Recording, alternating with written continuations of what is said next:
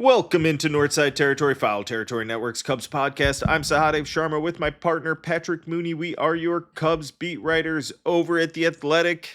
And Patrick, the Cubs are back, right? Never a doubt. Never a doubt.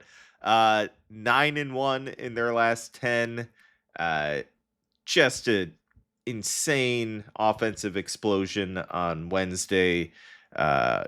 Just in general against the Padres, they've been slugging a 3-game sweep, 23-3 on Wednesday afternoon. It is hot out there, as everyone in the Chicagoland area knows, and it is, we'll get to the individual performances, but I just quickly want to talk about Wrigley and how weird it is. We know how weird that place is. Early in the season, knocking down balls and crushing the confidence of offensive players, and then games like yesterday and really Tuesday, I guess all week, it's 95 plus, blowing out, and you just put the ball in the air and you have a good chance of getting one out of the park. The Cubs did that 8 times on Wednesday, 5 times on Tuesday, and Craig Counsell touched on it. He's like, this place, there's no place like it. There's no place that plays like this when the wind is blowing out. He didn't say it, but it's the same. There's no place that plays like it when the wind's blowing in. Like it's 3 ballparks in one, because wind blowing in, wind blowing out, and no wind. Normal ballpark it's just very odd and very difficult to know what type of season it's going to be because of Wrigley. But we got the crazy Wrigley, offensive Wrigley, the past few days, and big name right now, maybe representative of this season, but the way he's been so up and down, is Dansby Swanson. We were talking about whether he needed to be benched 2 weeks ago, Patrick, and now like the numbers are insane. He has 5 home runs in his last 2 games. His last dozen or so are just like completely turned his season around. Yeah, those were fair questions too. Of like, should he be benched indefinitely? Has he entered the decline phase of his career? We weren't necessarily advocating for that, but like if we're talking about it, I'm sure internally they have those sorts of thoughts, and they've consistently backed Dansby with good reason. And I think part of this shows, I think, just Dansby's kind of personality. You know him well, Sahadev, and he is a very just consistent, steady person. I know that doesn't do a whole lot for fans, watching a number 9 hitter, working on a $177 million contract. But this streakiness is part of his game, and once he catches one of those waves, he's one of the most valuable players in baseball because of his Gold Glove defense. And obviously those offensive stretches aren't long enough to be like an MVP candidate, but all of a sudden you look up and it's close to another all-star caliber season, even if it didn't feel like that watching it every single day. Yeah, these numbers are very weird, very insane. So in his first 70 games, he had 7 homers and 28 RBI. In his last 13, it's 9 homers and 29 RBI. He was hitting 175 13 games ago. And that was tied for worst in baseball with Manny Machado. He's now hitting 210. Not great, but that's jumping 35 points, right? That's 30. Yeah, that's 35 points in 2 weeks. At this late in the season it's unheard of in baseball. You don't do that very often. I think he had like a 68 weighted runs created plus, and now he's, I believe, 102. 102. That's going from 32% below league average to 2% above. This is basically like 102 is right around where he normally is at the end of a season. So he's just made it all up in 2 weeks. And this was like, did I think he could get back to being like slightly below average or slightly above average? Yeah, I thought it was possible. did not think 2 weeks was possible. No, and I mean, it started with that pop up homer that was wind aided against Colorado, and ever since it's just like hard hit line drives. These aren't like cheapies. Just a really impressive turn. I think he credited a lot of this to John Maley, or gave some Mhm. props to John Maley. Um, I I appreciate that a veteran, like a 10-year veteran like that, is still going to his hitting coaches and having them push him, uh, Yeah. and try and get him out of his comfort zone. I think that's impressive, that he's still willing to do things. It's not like he made some dramatic changes, but I think some things in the cage, like some things he was doing, helped him find his best self. Yeah, and we hear this over the years of so and so, just a natural hitter. He could fall out of bed and start hitting, and that's just not. Some players are not like that. Dansby is certainly gifted defensively. His instincts, his just how fluid he is out there. His internal clock is amazing. It doesn't really work like that for him on the offensive side, meaning he has to work at it. And I was kind of blown away. Someone pointed this out to me. It was a graphic on a marquee broadcast the other night. Like, most career home runs as a shortstop in NL history, Dansby is fifth.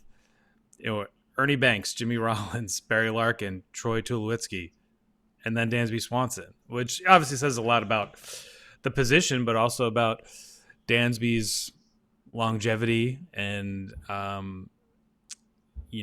his value as someone who was a number one overall pick, a shortstop on a World Series winning club, $177 million free agent. Like, he is supposed to produce, and it is just wild of going back over our notes and the stories we've written over the last couple of months of, like, Dansby feeling good in spring training, but everyone says that and then has that great April.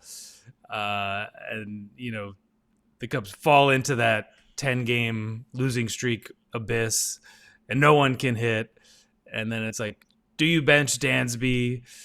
Is he cooked? And now, just seeing these names that are surrounding him in terms of his offensive production, it's just mind-boggling. Yeah, it's interesting how quickly narratives can change in baseball. People are calling for Jed Hoyer's head. Craig Counsell is overrated. Just a couple weeks ago, Dansby Swanson needs to be benched. And you know what? Like, in the heat of the moment, I honestly get all of those. I may disagree with most of the ideas there, but I get why fans get all up in arms in the moment.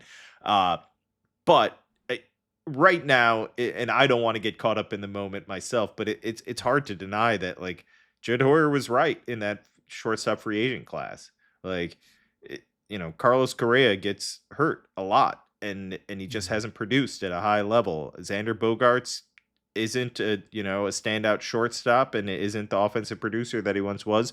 Trey Turner is a below average defensive shortstop. I don't think he's having the offensive season that you'd expect from him normally, and maybe he's starting to decline. Dansby Swanson, like, just by pure value, even without this 2 week burst, like, he's far and away the best value in that shortstop class. You got to give Jed Hoyer props there for he knew what he wanted, the defensive stalwart at shortstop, and got him, and now he's producing at a great level, at least right now. Offensively, we'll see how long that lasts. Another big free agent addition not performing. Let's talk about Alex Bregman after this break. Hey, SeatGeek is MLB's official ticket marketplace, and in addition to finding every single game on the MLB calendar, there are big events coming up very soon. There's an all-star game, there's a home run derby, and if you think you're perfect and you can pick the right seat at the home run derby to get the most home run balls, you can get the little green dot, and that might be your lucky seat. Don't go red dot, though, because you might not get any balls. But go green dot, and get as many home run balls as you think you can catch. Yep, you click the seat, you check out what your view is. Each ticket's rated on a scale of 1 to 10, so you know you're getting a good deal. And that's what AJ's talking about. Green good, red bad, with those dots. And the code for you, Territory10 for 10% off your next set of tickets at SeatGeek. That's 10% off any MLB tickets with promo code Territory10. Make sure you click the link in the description of this episode. That'll help you download the app and get the code automatically added to your account so that you can use it later. Thank you to SeatGeek. So Patrick, we've talked a lot about Alex Bregman. He's not performing up to his expectations, the fans' expectations, the team's nobody's expectations, not offensively. I don't think his work ethic is ever in doubt. But the last few days have been a little odd. He had his hustle questioned. Fair, I think, when it looks bad in that moment when you aren't running as hard as you can out of the box in, I believe it was a 1-0 game at the time.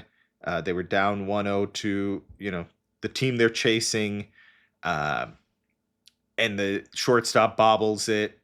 Probably would have beat it out if he was running 100%. Bregman admits that, yes, he should have ran. Also caveats it with, I've had a lot of soft tissue injuries. I think that that's absolutely a real thing. And veteran, older players especially, anyone post 30, you gotta take care of your body. Context of the situation, context of his season, context of his contract, everything, I think puts a spotlight on that. He hits a home run on Tuesday, and we see a thumbs down gesture to the bench, and then he hits home. There's a camera angle that kind of catches him doing the thumbs down again. Who he's doing it to, unclear, right? It could be people behind the plate, could be whatever, it's hard to know because he's not telling us.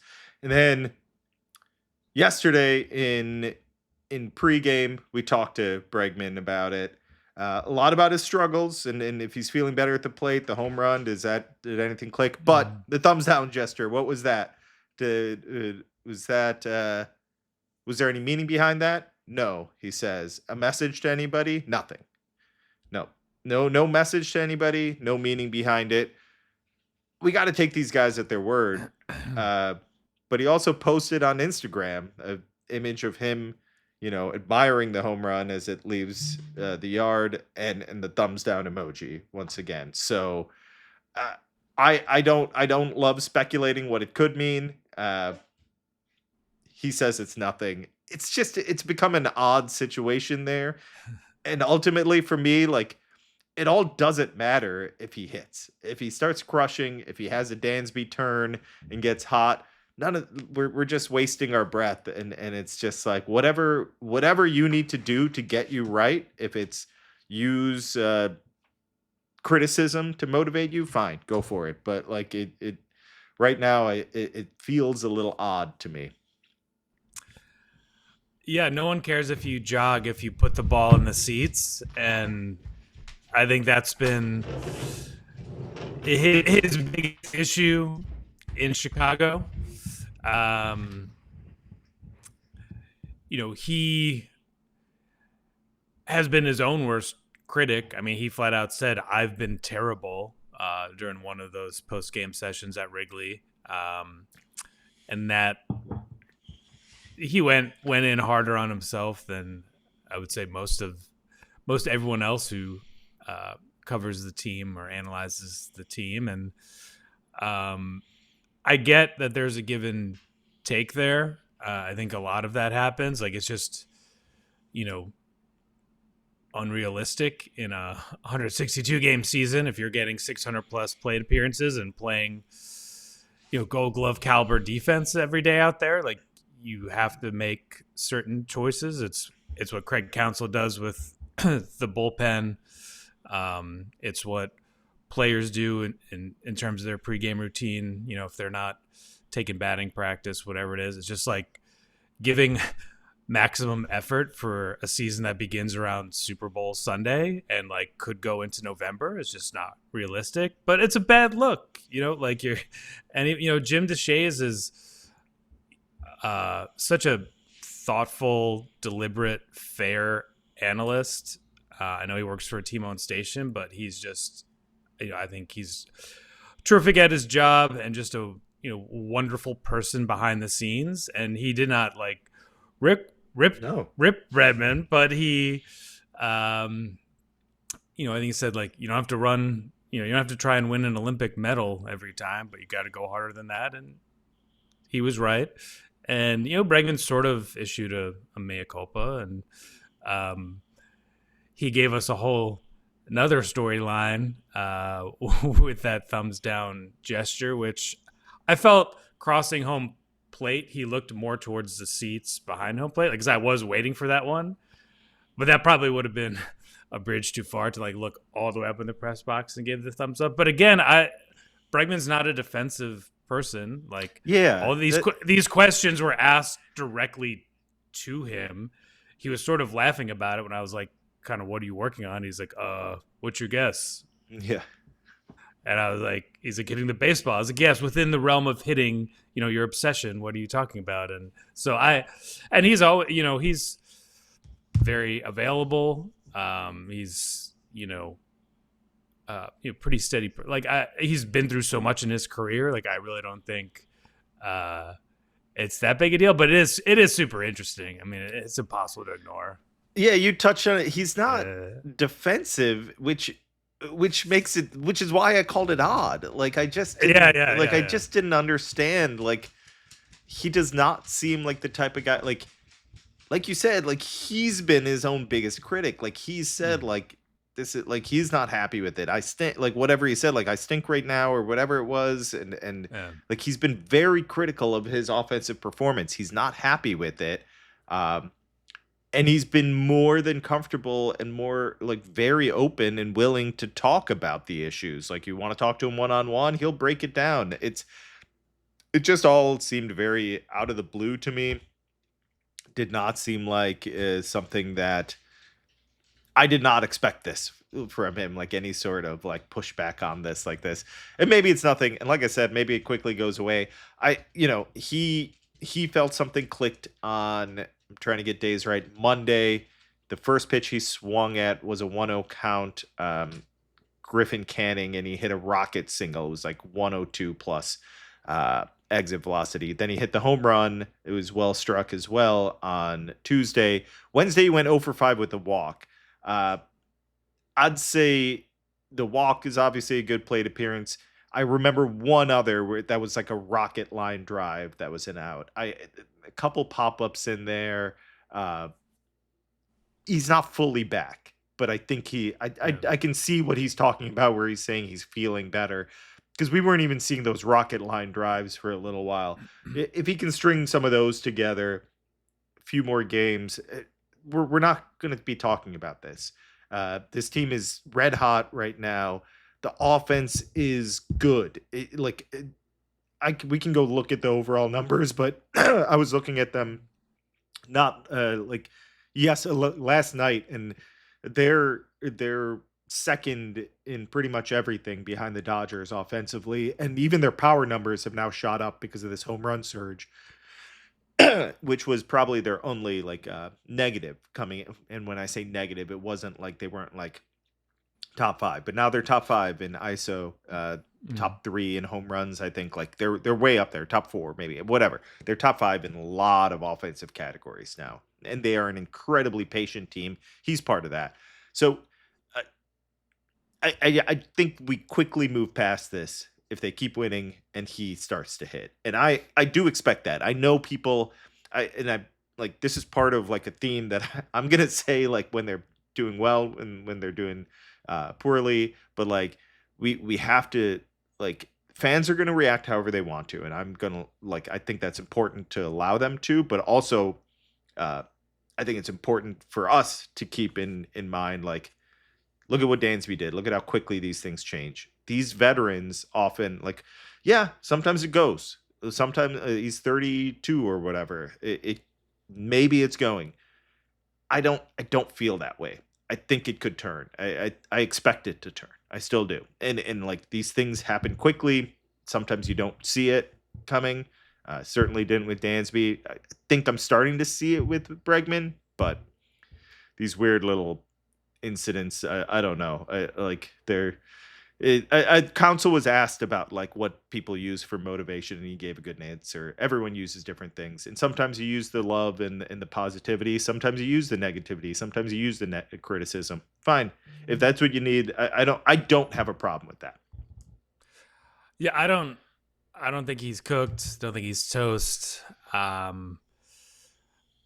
also, my expectations have been sort of lowered because when he signed, he was thinking like getting back to that MVP level that he had performed at in, early to mid part of his career, and that by his own standards, by his own admission, he had dropped from that place and, had like some good but not great seasons. I think, he's certainly, I think he's on pace for almost like a 4-WAR season. Like he is not a negative. It's not a lost cause by any means, but just like the impact that you thought you were getting on the front end of the deal just hasn't been there yet. I remember talking with the Cubs person not that long ago who had said like, not in a literal sense, but in a, metaphorical sense, like I'd bet the over on Bregman, meaning that like, a big run is coming from him. We'll see. We're in July, and I think at a certain point it's going to be the narrative will shift again towards at this point of the season, you throw the individual numbers out the window. Just got to compete in that at bat, and he's been a big time performer in the playoffs, which is all true. And I guess I'd wrap it up on saying like for us, I think he's just a fascinating character. Like I got a text from someone yesterday, like, Bregman seems like an interesting guy to cover, and no doubt, like I think he's just been a big figure in this era of baseball, and he had been pursued as a free agent for so long and kind of hovered on the team over the team for a while. And just the way teammates talk about him as this, obsessive baseball gym rat, definitely adds to the discourse. Absolutely. Yeah. Let's take a quick break and talk about someone that there's no doubt he's hot and looks like he's clearly a superstar the Cubs have been searching for. This episode is brought to you by FanDuel. Baseball fans, the MLB season is in full swing, and FanDuel is giving you a chance to call your shot with daily dingers. Joining the action is easy. Just make your free pick on who's hitting a home run in their game, and if you're right, you'll get a profit boost to use on your next bet for a chance at extra winnings. It's just another reason why FanDuel is the home of home runs. So are you ready to play your game? Head over to FanDuel.com/podcast to get started. That's FanDuel.com/podcast to opt in for daily dingers and make your free pick on who's hitting a homer. Play ball and swing for the fences on FanDuel, an official partner of Major League Baseball. No purchase necessary. Opt-in required. Bonus issued as non-withdrawable profit boost tokens. Restrictions apply, including any token expiration and max wager amount. See terms at sportsbook.fanduel.com. Gambling problem? Call or text 1-800-GAMBLER. Patrick, I don't know when Pete Crow-Armstrong's gonna slow down right now. We've seen this before. This is not something. We've seen him just go on a crazy streak. We haven't seen a month like June in a very long time that he just put together. He's slashed 381, 468, 781. That's a 236 weighted runs created plus. The walk rate was 13.7%. I believe it was it 10 home runs or 11 home runs? It is 11 home runs. Just an incredible month, like a historic month. You don't see these types of months very often. It reminds me of Sammy in June of 98. That was 20 home runs, I believe. Wasn't it 20 home runs? Like something insane. But he also Yeah. didn't. I don't think he hit like for a high average like this. He wasn't. He wasn't doing the same stuff. Like it wasn't as well rounded, and he wasn't playing like elite defense. I saw something that he had 3.1 WAR in June. I mean, that, that is like you multiply that by 6. Obviously, he's not going Yeah. to do that. But I mean, that's the greatest season ever. But so it's one of the great months we've ever seen. Um, like there's so much that I'm impressed by, and like I'm gonna write about this. The walks, I know they're not sexy, but that to me tells me like something has clicked with his ability, like his swing decisions, and that is so important. And it's so I like it's hard to research this, but we've been following baseball for a while. And I've been digging into numbers for 20 years, I feel like now. I don't see walk rates jump like that. Like a guy that didn't walk and now is taking double digit walk rate. It's just really rare. It's not something you see very often. And I'll admit, I did not like the talk about it in spring training. I don't like it when I hear players talk about like, I'm gonna try like basically like, he didn't flat out say I'm gonna walk more, but he wanted to walk more. I don't like that. It concerns me like that. Okay, is that taking away from what makes you great? It hasn't. It's made him better. He's a better player, and he's like if Shohei Ohtani didn't exist, he'd be the clear MVP favorite. He's gonna get like if this continues, he's gonna get votes. I don't think you can beat Shohei Ohtani right now, but that's he's a special player in his own right. Yeah, that talk in spring training, I'm with you. It sounded like a classic case of tinkering or, but yeah, a historic month for franchise celebrating its 150th anniversary. And once again, it's Pete sort of like bailing out the entire organization of just like him sort of dragging them through, a tough stretch and coming out the other side in a really strong position, not an ideal position, but, Pete sort of salvaged the 21 trade deadline.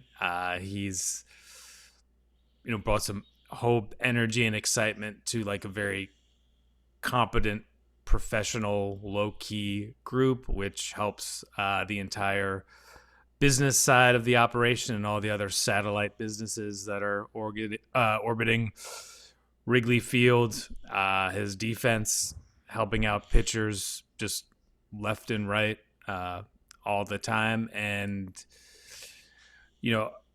what we've seen offensively, like it just going back to spring training, it would have sounded like you're getting greedy if you're thinking like, all of a sudden, we've seen this a lot over the years. Organizations try to like, turn everyone into a Greek god of walks and like, hitting it so hard, talking about split second decisions over and over again. And you don't want to take away, anyone's natural aggressiveness or talents. And Pete, to his credit, has figured some things out. I think that's what this, I think, is at least an example, something you can actually point to like, fans who call him overrated or people who see some of the clips and just roll their eyes at Pete. Like it comes in a different package, but he is a very like serious student of the game, who happens to be, extremely emotional and kind of hyperkinetic out there. Yeah, no, he's certainly a polarizing guy. I get why fans of opposing teams want to should like highlight the lowlights on social media. Like, and there's some weird plays that happen. Weird stuff happens on defense. It happened again yesterday where a ball got by him, and I think it happens because sometimes he's just like so fast out there, like a ball, like a ball that he shouldn't be that close to gets by him, and now it looks ridiculous. There's some other things going on there, I'm sure, but it's very easy to criticize Pete, you watch him every day. He's an elite defender. He's a great base runner. He's a special performer now on offense. And when he gets hot, he can carry a team. I think overall with this team, the way they're playing right now is really representative of like when this offense is at its best. A lot of guys are hitting it. We didn't even mention Seiya, who's gotten hot. It got 100 home runs in his career now. He looks great at the plate. I almost feel like, I haven't looked this up, but I feel like whenever Seiya's hot, the whole team is hot. Like that, like it's like he's like a good like bellwether for this offense. Like, is Seiya hot? Okay, I bet the offense is doing well. I could be completely wrong on that. Maybe I'm just like, maybe this is something that's just in my head and is off base. I don't have the data. And he's done it against the Miz, Mason Miller, Right. last year's playoffs. Like he can perform at that highest level against elite competition. That's a great point. Like that he hits good pitching, damn good pitching. I remember when that was a question. Can this guy hit velocity? When he came stateside. Yeah, so it's nice to see this offense kind of get going again, because of all the things that happened over this season so far, that's the thing that was the most confounding. When, like, I get a 2-week offensive stretch, but it was like 4 or 5, was it 6 weeks? It may have been 6 weeks of like poor offensive performance that makes you wonder, like, what is wrong? What is going on? Obviously they're out of it, and overall the offense is just one of the best in baseball. And if they're going to go far this season, that will be the primary reason. I think I was walking out of the park, or walking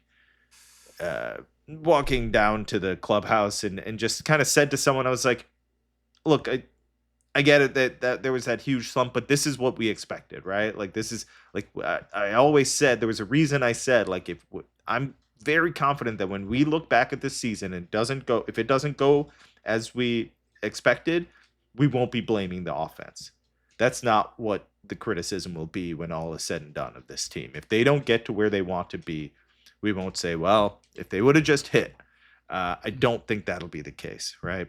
All right, Patrick, we'll be back next week. That's all for right now. Thanks so much for listening. This is Northside Territory. Make sure to rate, review, subscribe to the YouTube channel, and subscribe to The Athletic, where Patrick and I are on top of all things Cubs. Thanks for listening and watching, everyone. Take care.